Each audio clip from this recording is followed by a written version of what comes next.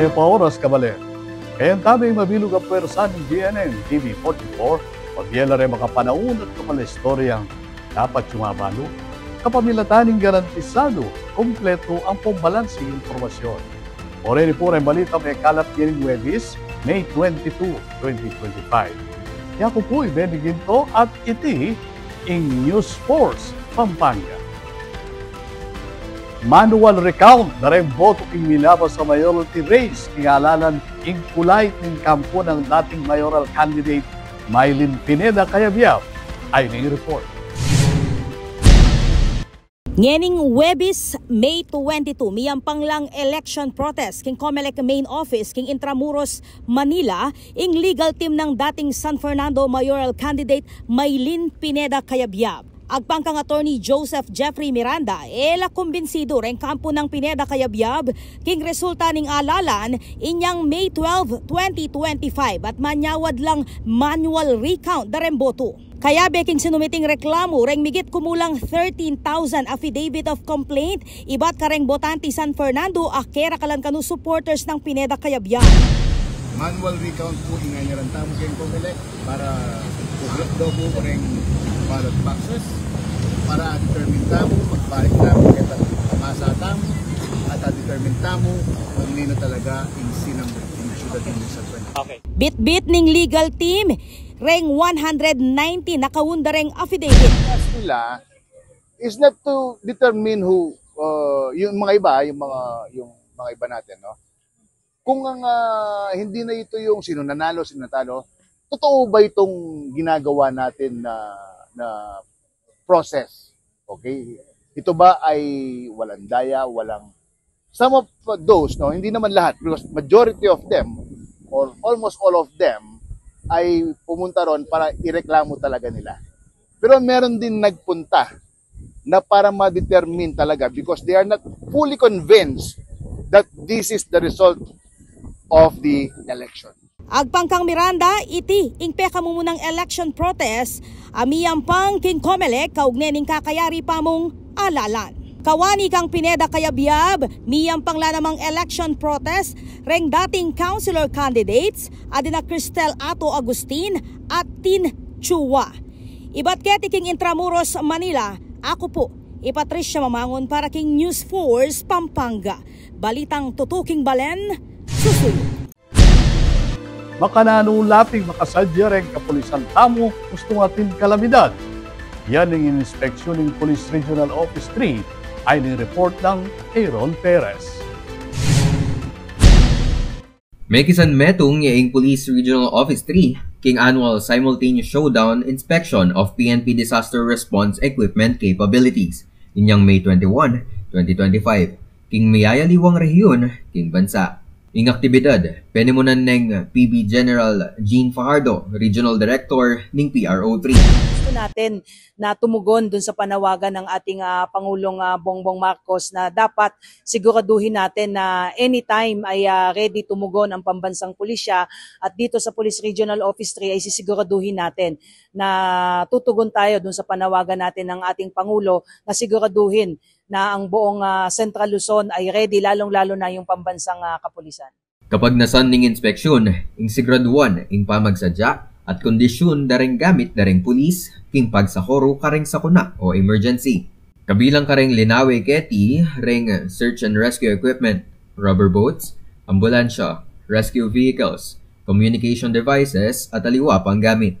In-inspeksyon mo naman ang pamagsadya daring tauhan ng search, rescue, and retrieval teams.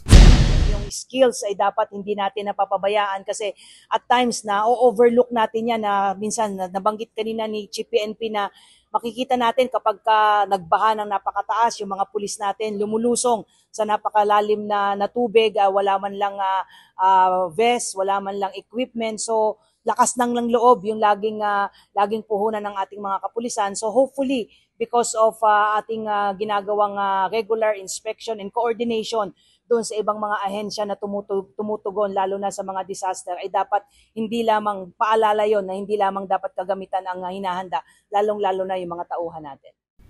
Kabilang yung PRO3, kareng 17 police regional offices, aagnan-agnan ing inspeksyon king kanya-kanyang kampo. Ing annual inspection, parti ning mas malawak ka inisyatiba ning PNP, apasikanan ing kakayanan ning kapulisan king disaster response. Ang makatuki king layon ning Bagong Pilipinas, ang mas ligtas a komunidad. Ako po'y Aaron Perez, para king News Force, Pampanga. Balitang tutu, king Baleng, Susuyo. Partine, dating San Fernando Vice Mayor Jimmy Lasatin King Board ng Clark International Airport Corporation ay ni-report. Sinumpaya ni Jaime o Jimmy Tiron Lasatin bilang acting member ng Board of Directors ng Clark International Airport Corporation o CIAC king pamanimuna ng Department of Transportation o DOTR Secretary Vince Dizon. Megsilbiya Lasatin bilang dating vice-alkalde ng Siyudad San Fernando. Ing kayang karanasan king lokal na gobyerno, asahan kanong makasahop karing proyekto ning CIAC, partikular na king panyulong ning Clark Aviation Capital. Kabilang karing prioridad ning ahensya ing pamanyunduda ring infrastruktura kalupa ning North-South Commuter Railway, amanuglong king Clark International Airport, New Clark City at Metro Manila. Ing CIAC, metro niyang subsidiary ning Bases Conversion and Development Authority o BCDA, amanibala king 2,367 hektaryang Clark Aviation Capital. King istorya na Patricia Mamangon. Ako po Lawrence Tolentino para king News Force, Pampanga. Balitang tutu, king Balen, Susuyo. Atin pang mga paling balita, magbalik ng News Force, Pampanga.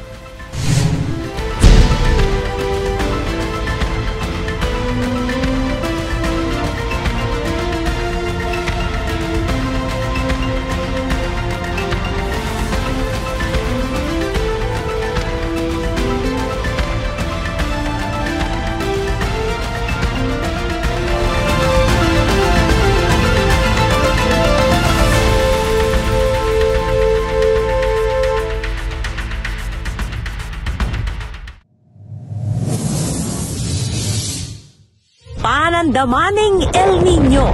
Kung toro papali o mitatasing temperatura, daragul mo naman ing pamangailangan king kuryente. King daragula demand king kuryente asang kaning paning pamangamit kareng appliances kalupaning aircon, freezer at refrigerator. Asahan tamo naman na siguradong tuki ing kimot ning presyo ning kuryente amani batan king wholesale electricity spot market. Inya naman papaganakan ing Sfelapco kareng hanggang consumers ing paniguradong pamagbayo ning konsumo at presyo ning kuryente balang kilowatt hour. Manatiling makayantabe king kaya kaming Facebook page para kareng latest advisory. Beto nga paganaka, ibat king Sfelapco.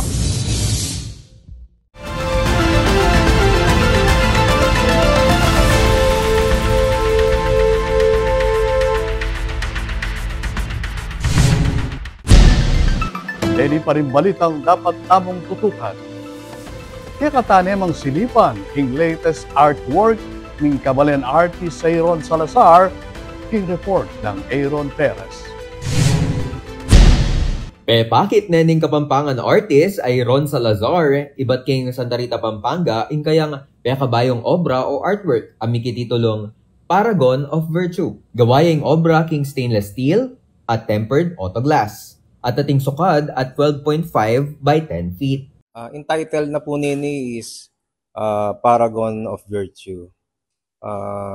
About yan ni Keng kay Maya Patao, king aspetong spiritual, ing kabaldugan na nini, gustong atyuta na king sumangin labi, sisymbolize na itang kaya pa namin tao king kabilang be. Kapag nasan ng Ron Salazar na ipaganaka ing ulaganing kayapan, libutan na ring amon akapag subukan ngening bayong panahon. Ren pong mag-aspire, maging visual artist din, kalupa mi. Luguran nyo mo itang gagawan nyo kasi mas pag masaya aking gagawan mo, masanting itang apal to mong obra. At the same time, yung suggest ko, kailangan kamo mag-stick kayo ng field din kasi kaya katamong artist, kailangan mo kumabye. So, dapat ating kamo rin fallback or alternative source of living. Kalupa ko po, gagawa ko rin furniture on the side, aside kayong kanakong art. Kilala yung Kabalen bilang metong karing matenakang Kapampangan artist as sinambut Grand Prize King Sculpture category ning Art Association of the Philippines. Ing iskulturang paragon of virtue asahan niyang magsilbing paganaka at inspirasyon karing memalen na pilinan ing maging mayap king Aldo-Aldong pamibyebye. King istorya ng Patricia Mamangon, ako po'y Aaron Perez para king News Force, Pampanga. Balitang Tutu, King Baleng.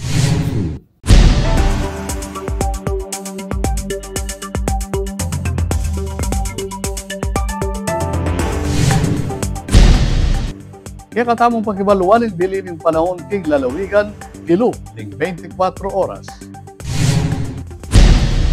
Bala-balaw siya pamuri ning apekto ning aduang weather system king bandang Mindanao. Ing ITZZ o Intertropical Convergence Zone na pamisalubong ning angin manibatan Northern at Southern Hemisphere ang magresulta king makapal laulap ang mga sekan na oran. Samantala, king parte ning Luzon ang pong Visayas, ing easterly so angin manibatan dagat Pasipiko, mamapekto ya pamurin anya asahan ning pamanoran king gatpanapon at bengi. Agpang king pag-asa, alang bayong low pressure area, king kilog at wall ning Philippine Area of Responsibility.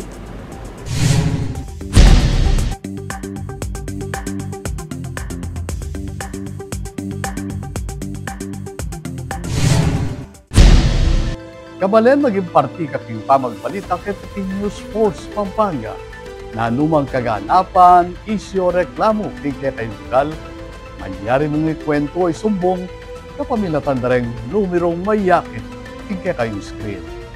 Malyari mo namang mag-post king kay kami Facebook account.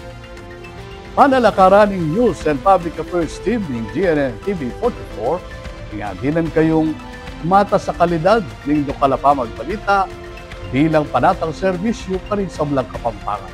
Ayal ben nyo lang ining webis, may karape istorya, ketikim probinsya. Yaku po'y Beniginto at ini ing News Force Pampanga. Balitang Tutu, King Balen, susunod.